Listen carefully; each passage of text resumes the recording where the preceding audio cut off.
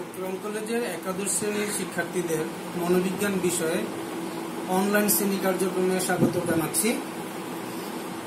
প্রিয় শিক্ষার্থী, বর্তমান বিশ্বে করোনা পরিস্থিতি প্রাদুর্ভাবের ফলে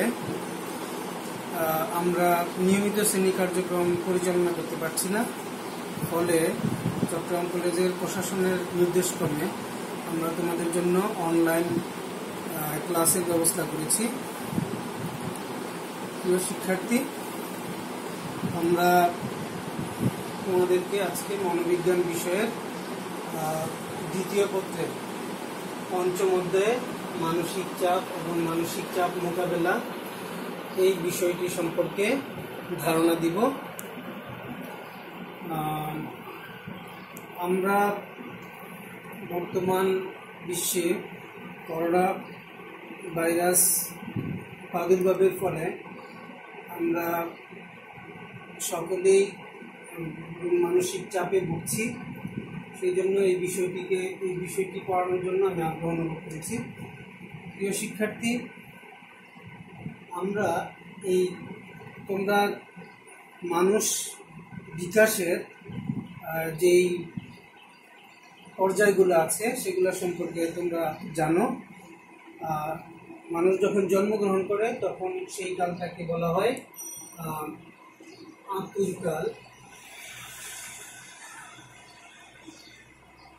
আর জন্মের সর্বশেষ ধাপটা হইল, বিকাশের সর্বশেষ ধাপটা হইল বৃদ্ধকাল। তো এই আতুরকাল থেকে বৃদ্ধকাল পর্যন্ত বিভিন্ন পর্যায়ে মানুষ বিভিন্ন সমস্যার সম্মুখীন হয়। ফলে তারা বিভিন্ন মানসিক চাপে ভুগে থাকে।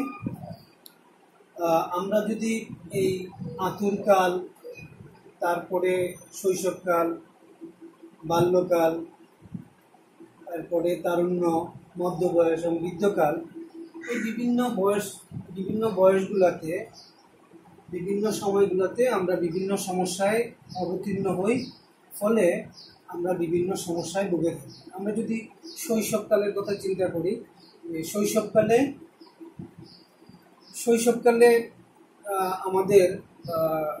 আমরা যদি আমাদের পরিবারে কোনো অশান্তি থাকে বা ভগ্ন পরিবার থাকে, আমরা মাতৃস্নেহের আদর থেকে বঞ্চিত হই, তাহলে আমরা আমাদের মধ্যে একটা চাপ অনুভব করি।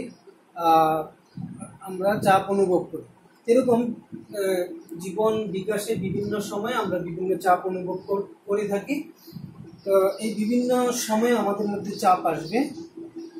আমরা এই চাপকে মোকাবেলা করে সামনের দিকে এগিয়ে যাব। এই এগিয়ে যাওয়াটার নাম হইল সফলতা। আমরা তোমাদেরকে আজকে যে মানসিক চাপ বিষয়টা সম্পর্কে পড়াবো, সেখানে আজকে তোমরা এই মানসিক চাপ এই বিষয় থেকে যে শিখন ফলটা, সেটা হইল তোমরা মানসিক চাপের ধারণা ও প্রকৃতি ব্যাখ্যা করতে পারবে।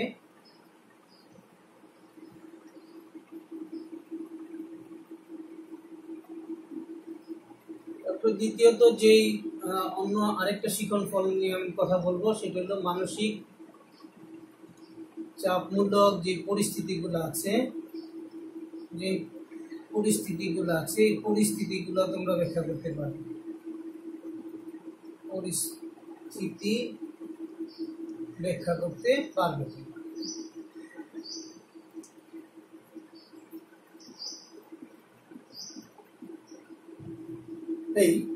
এই দুইটা শিখন ফল নিয়ে আমি আজকে কথা বলবো। তো আমি প্রথমে এই মানসিক চাপ সম্পর্কে চাপের একটু ধারণা দিই। যে মানসিক চাপ, এই চাপ শব্দটা ইংরেজি শব্দটা হলো স্ট্রেস। তো আমরা এই এই চাপটা সম্পর্কে কথা বলতে গিয়ে যে আমরা জীবনের বিভিন্ন সময় আমরা যে মানুষ আমরা চাপের সম্মুখীন হই, এই চাপটাকে যদি আমরা এইভাবে ব্যাখ্যা করি, বেশ কয়েকজনের সংজ্ঞা আছে। তার মধ্যে তোমরা যদি এখানে একটা সংজ্ঞা তোমরা এই স্ক্রিনটাতে খেয়াল করো।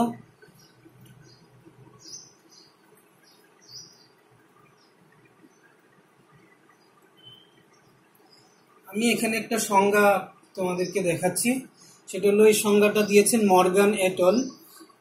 আমি যদি এই সংজ্ঞাটা তোমাদেরকে পড়িয়ে শোনাই, সেটা হলো mental stress is an internal state which can be caused by environmental and social situations which are evaluated as potentially harmful and uncontrollable. এই সংজ্ঞায় দুইটা অত্যন্ত গুরুত্বপূর্ণ জিনিস আছে। সেটা হলো, দেখো যে মানসিক চাপটা হলো এমন একটা আভ্যন্তরীণ অবস্থা যা পরিবেশগত এবং সামাজিক পরিস্থিতি থেকে সৃষ্টি হয়, যেটা একজন ব্যক্তির জন্য অত্যন্ত ক্ষতিকর এবং সেটা অনিয়ন্ত্রণযোগ্য। আমরা যদি বর্তমান বিশ্বে এই করোনা পরিস্থিতির প্রাদুর্ভাবের কথা বলি, এটাকে যদি একটা পরিস্থিতি হিসেবে ধরি, এই পরিস্থিতিটার কারণে আমাদের মধ্যে আমরা বিশ্বব্যাপী মানুষ সকলেই কিছু না কিছু মানসিক চাপে ভুগছি। প্রতিনিয়ত আমরা নতুন নতুন আক্রান্ত রোগী দেখছি, তারপরে মৃত্যুর মিছিল দেখছি, ফলে আমরা এক ধরনের মানসিক চাপে ভুগছি। তো তোমরা নিশ্চয়ই বুঝতে পেরেছ প্রিয় শিক্ষার্থী, যে এখানে পরিবেশগত এবং সামাজিক একটা পরিস্থিতি থাকবে যেটা আমাদের মধ্যে মানসিক চাপের সৃষ্টি করতে পারে। তো আমরা এখন এই মানসিক চাপের একটা তোমাদের ফিগার দেখাচ্ছি। সেটা হলো, ফিগারটা হলো এরকম যে চাহিদা, লক্ষ্যবস্তু আর মাঝখানে একটা বাধা আছে। তো আমরা এখানে বলতে পারি সে ধরো যে ব্যক্তির চাহিদার প্রেক্ষিতে সে তার লক্ষ্যবস্তুতে পৌঁছতে চায়। এই চাহিদার প্রেক্ষিতে লক্ষ্যবস্তুতে পৌঁছতে গেলে তার মধ্যে যদি কোনো বাধা আসে, এই বাধার ফলে তারা এক ধরনের মানসিক চাপে ভুগে থাকি। তো এটা তাহলে এই মানসিক চাপের এই ফিগারটা থেকে আমরা সহজেই মানসিক চাপ সম্পর্কে ধারণাটা নিতে পারি। তো এবার আমি তোমাদের যে বিষয়টা সম্পর্কে ধারণা দিব, সেটা হলো মানসিক চাপ তত্ত্ব।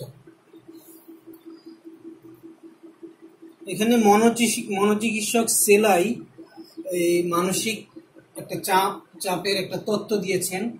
এই তত্ত্বটা হলো এরকম যে সেলাই বলেন যে মানসিক চাপ প্রত্যেক ব্যক্তির জীবনে আসবে, এটাই স্বাভাবিক ঘটনা। পৃথিবীতে এমন কোনো মানুষ নাই যে জীবন বিবর্তনের বিভিন্ন সময় কোনো না কোনো সমস্যার সম্মুখীন হয়েছেন।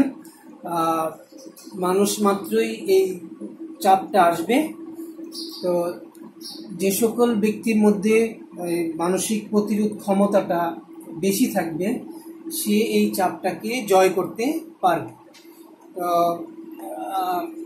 এখন তিনি সেলাই এখানে কয়েকটা কথা বলেছেন যে মানসিক চাপ সাধারণত 3 ধরনের অবস্থায় সৃষ্টি হয়। একটা হলো উদ্দীপক অবস্থা থেকে, আর একটা হলো প্রতিক্রিয়া অবস্থা থেকে, আর একটা হলো মিথস্ক্রিয়াগত অবস্থা থেকে। তো এই যে এখানে উদ্দীপক অবস্থা থেকে, অর্থাৎ ব্যক্তির সামনে যদি এমন একটা পরিস্থিতি বা পরিবেশগত এমন একটা উদ্দীপক এসে সম্মুখে উপস্থিত হয়, ফলে ব্যক্তির যে স্বয়ংক্রিয় স্নায়ুতন্ত্রটা আছে এটা উত্তেজিত হয়, ফলে তার মধ্যে এক ধরনের মানসিক চাপের সৃষ্টি হয়। অনুরূপভাবে এই প্রতিক্রিয়াগত অবস্থা এবং আমরা পারস্পরিক ইন্টারেকশনের ফলেও আমাদের মধ্যে এরকম বিভিন্ন বাধা বা বিভিন্ন চাপের আমরা সম্মুখীন হয়ে থাকি, ফলে আমরা মানসিক চাপে ভুগে থাকি। এখন আমি তোমাদেরকে মানসিক চাপের কিছু বৈশিষ্ট্য এখানে দেখাবো। তোমরা দেখো যে এখানে মানসিক চাপের যে প্রথম বৈশিষ্ট্যটা, সেটা হলো মানসিক চাপ যদিও মানসিক বা মনোবৃত্তীয় সমস্যা, এই কারণে দৈহিক রোগও হতে পারে। প্রিয় শিক্ষার্থী, তোমরা এখানে লক্ষ্য করো যে মানসিক চাপটা আমাদের মনোবৃত্তীয় বা সাইকোলজিক্যাল সমস্যা হলেও এর কারণে কিন্তু আমাদের ফিজিক্যাল ডিজিজও হতে পারে। যেমন মানসিক চাপের ফলে আমরা এই আমাদের যে আলসার জাতীয় একটা সমস্যা আছে, এই আলসার জনিত সমস্যা আমরা ভুগতে পারি। তারপরে বলা হয়েছে যে এখানে অনেক গবেষক চাপকে পীড়াদায়ক উদ্দীপক হিসাবে আখ্যা দিয়েছেন, যেমন বৈদ্যুতিক আঘাত, দুর্ঘটনা, নিদ্রাহীনতা, প্রিয়জনের মৃত্যু। তারপরে চাপ সৃষ্টিকারী উদ্দীপকের প্রতি প্রতিক্রিয়ার ক্ষেত্রে ব্যক্তিগত পার্থক্য পরিলক্ষিত হয়। এখানে একটা কথা বলা হয়েছে যে ব্যক্তিগত পার্থক্য তোমরা বুঝো যে এই চাপ সৃষ্টিকারী উদ্দীপক, এই সকল উদ্দীপকের প্রতি আমরা যে প্রতিক্রিয়াগুলো করে থাকি, এই প্রতিক্রিয়া সকলের ক্ষেত্রে সমান নয়, অর্থাৎ ব্যক্তি টু ব্যক্তি পার্থক্য হতে পারে। যেমন আমরা আমাদের এই যে পরীক্ষার হলে বসে থাকি, যার পরীক্ষার প্রস্তুতিটা ভালো থাকে সে হয়তো এই আমাদের যে পরীক্ষার ফলে যে চাপটা, এই চাপটাকে সফলভাবে ওভারকাম করতে পারে, কিন্তু অন্যরা তা সঠিকভাবে পারে না। তাইলে আমরা বুঝলাম যে এই মানসিক চাপ মোকাবেলার ক্ষেত্রে ব্যক্তিগত পার্থক্য রয়েছে। তারপরে ব্যক্তির বুদ্ধিভিত্তিক উপাদানের উপর মানসিক চাপ নির্ভর করে। এটা আমি আশা করি বুঝতে পারবা যে আমরা যে আমাদের যে ইন্টেলেকচুয়াল অ্যাক্টিভিটিসগুলো আছে, আমরা যত বেশি এক্সারসাইজ করব সেই ক্ষেত্রে আমাদের মানসিক চাপটাও কমে আসবে। তারপরে মানসিক চাপমূলক পরিস্থিতিতে এক এক ব্যক্তি এক একভাবে অভিযোজন করে থাকে, যেটা আমরা একটু আগে বললাম যে ইন্ডিভিজুয়াল ডিফারেন্সের কারণে আমরা অ্যাডজাস্টমেন্টও আমাদের ভিন্ন রকম হয়। তারপরে মানসিক চাপ ব্যক্তি আচরণের নেতিবাচক প্রভাব ফেলে, এটা বুঝতেছ যে নেগেটিভ ইনফ্লুয়েন্স আমাদের মধ্যে সৃষ্টি করে। তারপর মানসিক চাপে ব্যক্তি বিভিন্ন ধরনের অপরাধ প্রবণতা, যেমন মাদকাসক্তি বা আত্মহত্যার মতো ঘটনা জড়াতে পারে। প্রিয় শিক্ষার্থী, তোমরা অবশ্যই এই দিকটা খেয়াল রাখবে যে আমাদের মানসিক চাপ জীবনে আসবে, কিন্তু সেটা আমাদেরকে মোকাবেলা করার চেষ্টা করতে হবে। বিভিন্নভাবে মোকাবেলা করা যায়, যেখানে এই পরবর্তী একটা টার্ম আছে, সেটা হলো মানসিক চাপ কিভাবে আমরা মোকাবেলা করতে পারবো। এটা আমরা পরবর্তী আলোচনার জন্য রাখলাম, পরে আমরা আলোচনা করব। তোমরা এই জিনিসটা খেয়াল রাখবে যে মানসিক চাপে আমরা যদি বেশি মানসিক চাপে ভুগি, সেটা যদি ওভারকাম করার চেষ্টা না করি, তাহলে আমরা বিভিন্ন অপরাধ প্রবণ বা মাদকাসক্ত বা সুইসাইডাল টেন্ডেন্সি আমাদের মধ্যে চলে আসতে পারে। তো এইগুলো এই সকল বৈশিষ্ট্যগুলো হলো মানসিক চাপের বৈশিষ্ট্য। এখন আমরা চলে যাব যে কোন কোন পরিস্থিতিতে আমাদের মধ্যে মানসিক চাপের সৃষ্টি হয়। আমি এখানে কতগুলা পরিস্থিতির কথা তোমাদেরকে দেখাচ্ছি।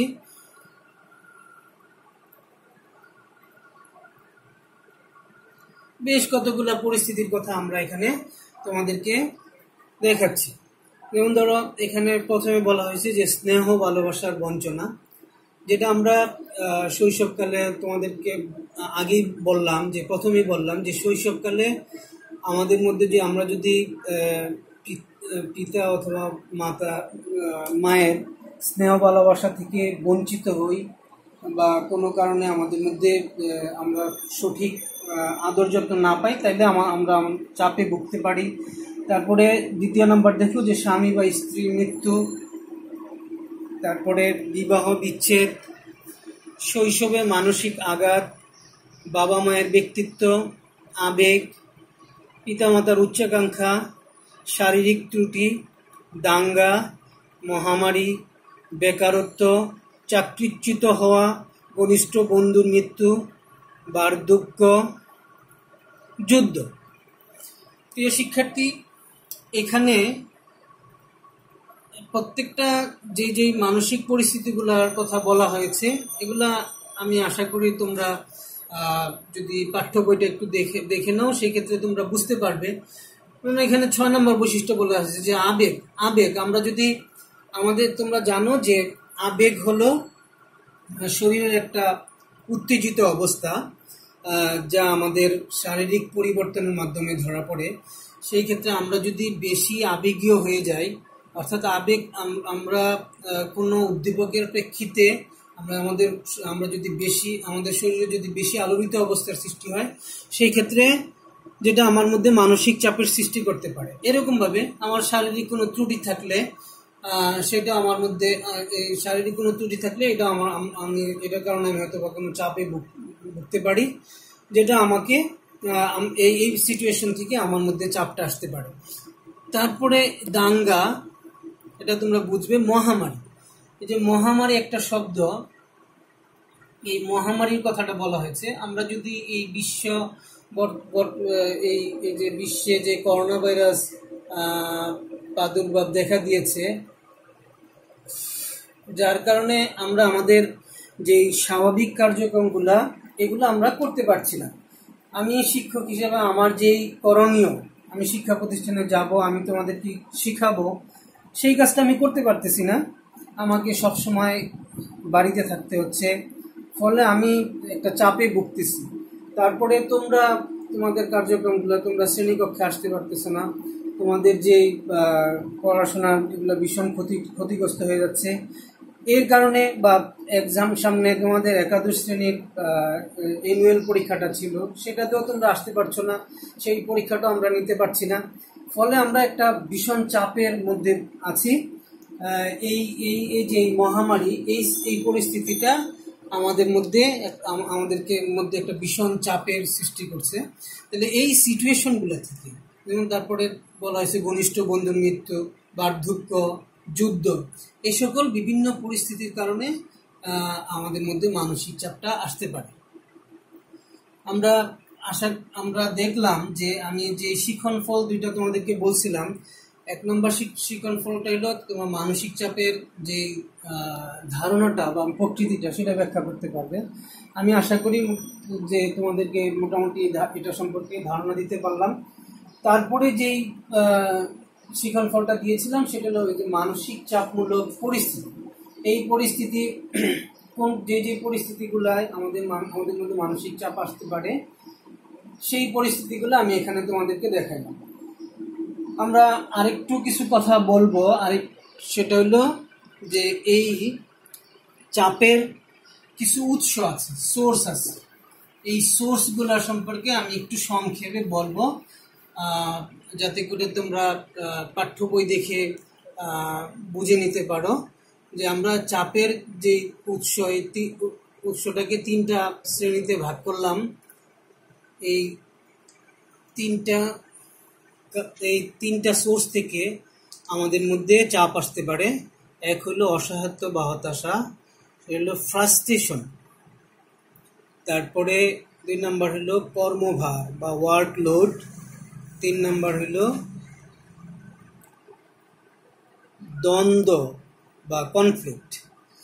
প্রিয় শিক্ষার্থী, তোমরা যদি তোমাদের পাঠ্য বইটা লক্ষ্য করো যে এই অসহায়ত্ব, কর্মভার এবং দ্বন্দ্ব, এই প্রত্যেকটা বিষয়েই একটা মোটামুটি ব্যাপক আলোচনা দাবি রাখে। তোমরা খেয়াল রাখবে যে অসহায়ত্ব বা হতাশা থেকে একটা বড় তোমাদের সৃজনশীল প্রশ্ন, 10 মার্কসের একটা প্রশ্ন হতে পারে। কর্মভার, ওয়ার্কলোড, সেটা থেকেও এরকম বড় একটা প্রশ্ন হতে পারে। ঠিক সিমিলারলি দ্বন্দ্ব থেকেও একটা বড় প্রশ্ন হতে পারে। আমি প্রথমে এই অসহায়ত্ব বা হতাশা সম্পর্কে একটু ধারণা দিব।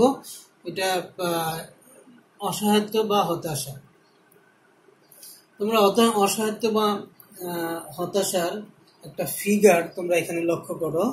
সেটা হলো এখানে একজন ব্যক্তি আছে আর মাঝখানে একটা ব্যারিয়ার আছে, এটা হলো লক্ষ্যবস্তু।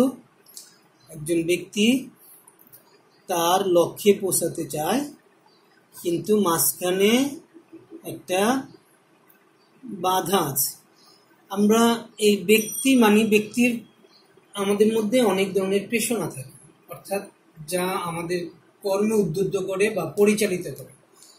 আমাদের এই প্রেষণা পূরণ করার ক্ষেত্রে, অর্থাৎ এই প্রেষণাটা যদি আমি পূরণ করতে চাই, মাঝখানে যদি কোনো বাধা আসে, বাধা আসার ফলে আমরা আমাদের লক্ষ্যবস্তুতে পৌঁছতে পারি না, ফলে আমরা আমাদের মধ্যে একটা হতাশা বা অসহায়ত্ব কাজ করে। তো এই অসহায়ত্ব বা হতাশার বেশ কিছু সংজ্ঞা আছে, এগুলো তোমরা বইটা দেখলে আমি মনে করি যে প্রত্যেকটা সংজ্ঞা এরকমই বলা হবে যে তোমরা আমাদের যে প্রেষণাগুলো, এই প্রেষণাগুলো পূরণ করতে যায়, অর্থাৎ লক্ষ্যবস্তুতে পৌঁছতে গিয়ে মাঝখানে যদি কোনো বাধা আসে, তাইলে আমাদের মধ্যে হতাশার সৃষ্টি হয়। আমরা এখন তোমাদেরকে হতাশার কয়েকটা উৎস সম্পর্কে বলবো। এই হতাশার এরকম 3টা উৎসের কথা বললাম। এই হতাশার প্রধানত 3টা উৎস আছে, 3টা ভাগ আছে। একটা হলো পরিস্থিতিমূলক উৎস, তারপরে আন্তঃব্যক্তিক উৎস, ব্যক্তির অভ্যন্তরীণ উৎস। আমরা